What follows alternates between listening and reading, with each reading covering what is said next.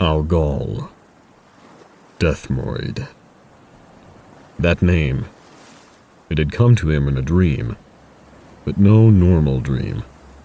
A vision between unconsciousness and a broken reality. But not his reality. He found himself alone, drifting aimlessly in a small weathered and blackened rowboat, one without any oars. Yet this haphazard vessel seemed to carry an aura about it, one of impending change, and it drifted in a very definite direction, without his consent. He found himself taking in the landscape as though it was something of a home to him, yet he had no memory of it. All around him there were faces, twisted and anguished faces, some bearing resemblance to his own shape and form, but they were shackled to their posts. Their bodies seemed to slowly congeal into one entity with the landscape, into a state of perpetual torment. And yet some, like himself, drifted ahead towards a great blinding light of flame and shadow. A towering monolith loomed before this group of travelers. It was this foreboding shape which the voices that now swirled within his thoughts originated, the ones whispering that name. And suddenly, without warning, he and his boat were scooped up by a great, grasping, clawed hand, and this hulking presence took conscious form. Enormous, deep, piercing eyes glared down upon him as the voices in his head screamed, "The void is open." And then he awoke.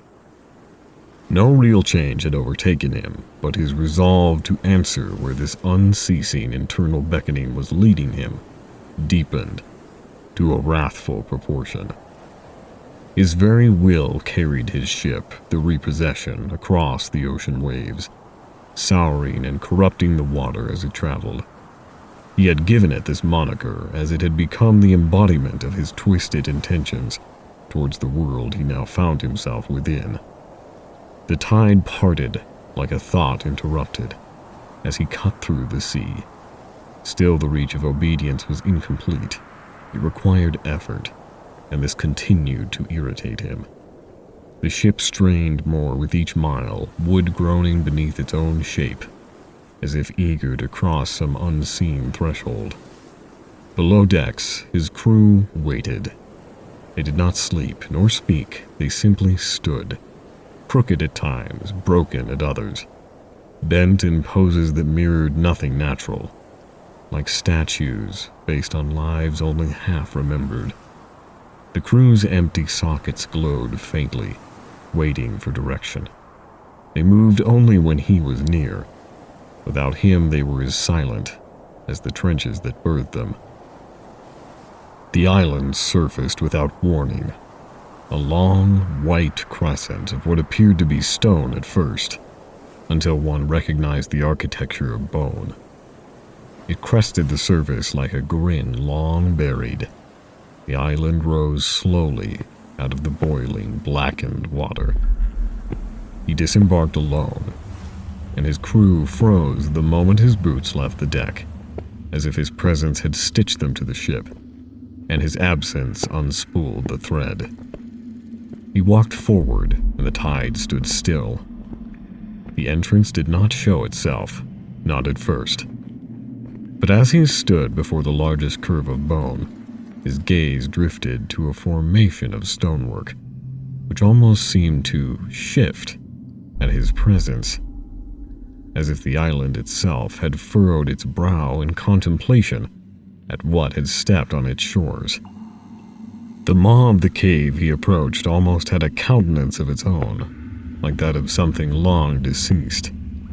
He drew the marrow strike, pressing it to the bone, and he sliced. Then the world folded inward, and he descended in silence. He stepped deeper into the calcified corridors carved from a time before his own.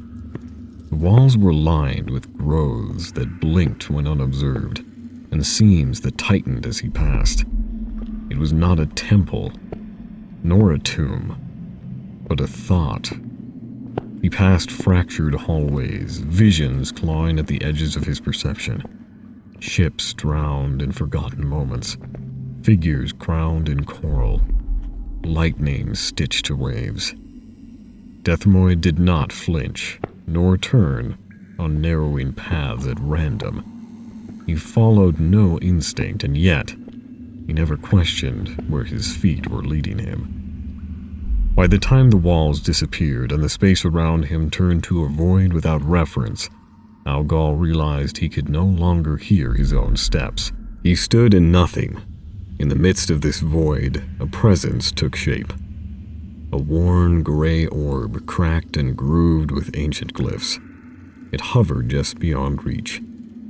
A soft pulse beat within its center, a red ember as though watching him. Algol reached forward, confidently. The orb moved of its own volition just out of reach, almost tauntingly. Growling with irritation, Algol lunged at the object, just to miss again as the orb pivoted away a third time. He reached for the orb once more, this time using his blade to slash at nothing but the air as the orb flinched away. A flicker of something brushed against his mind. It curved inward like a grin behind a mask, and he paused, calculatingly. Lowering his blade, he kneeled and placed the tip of the marrow strike against the base of the orb. The runes rippled, and it opened. Algol reached slowly and touched it.